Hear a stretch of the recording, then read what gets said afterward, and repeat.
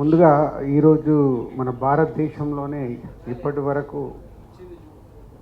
ఎప్పుడూ చూడని లాంటిది ఒక ఫ్లైట్ క్రాష్ అవ్వడం, దానివల్ల ఈరోజు మన భారతదేశం మొత్తం మధ్యాహ్నం నుంచి ఒక దిగ్భ్రాంతి సిచ్యువేషన్లో ఉంది. సో దాని గురించి ముందుగా ఒక నిమిషం మౌనం పాటించి తర్వాత కార్యక్రమంలోకి వెళ్దాం.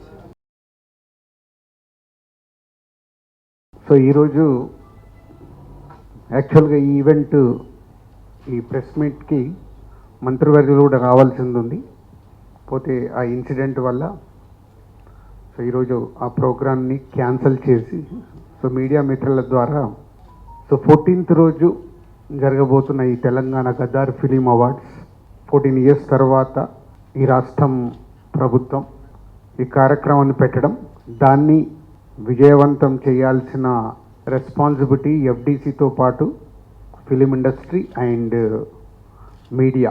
సో ఆ రోజు కార్యక్రమాన్ని ఐఎన్పిఆర్ ద్వారా ఆల్ ఛానల్స్కి లైవ్ ఇవ్వడం జరుగుతుంది. సో ఐఎన్పిఆర్ ద్వారా మీరు కమ్యూనికేట్ చేసుకొని ఆ ఈవెంట్ని వరల్డ్ వైడ్గా ఉండే తెలుగు ప్రేక్షకులు, అలాగే అదర్ లాంగ్వేజ్లు కూడా ఇప్పుడు పాన్ ఇండియా అయిన తర్వాత మన హీరోల సినిమాలు ప్రపంచవ్యాప్తంగా రిలీజ్ అవుతున్నాయి.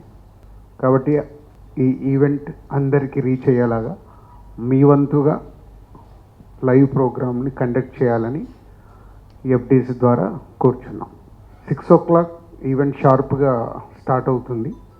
2014 నుంచి 2023 వరకు every year three best films, ప్రతి బెస్ట్ ఫిలింకి hero, heroine, producer and director 4 awards ఇవ్వడం అనేది ఇప్పుడు ఈ తెలంగాణ గదర్ ఫిలిం అవార్డ్స్ నుంచి ఇంట్రడ్యూస్ చేస్తున్నాం. సో అలాగే బెస్ట్ ఫిలింకి, సెకండ్ బెస్ట్ ఫిలింకి, థర్డ్ బెస్ట్ ఫిలింకి అందరికీ అవార్డ్స్ ఉన్నాయి, 4 అలా ఎవ్రీ ఇయర్ 3 ఫిలిమ్స్ టు 2023 వరకు ఎవ్రీ ఇయర్ ఉండే 3 ఫిలిమ్స్కి 4 అవార్డ్స్ ఇవ్వడం జరుగుతుంది. సో ఇది చాలామందికి కమ్యూనికేట్ కాలేదని అన్నారు.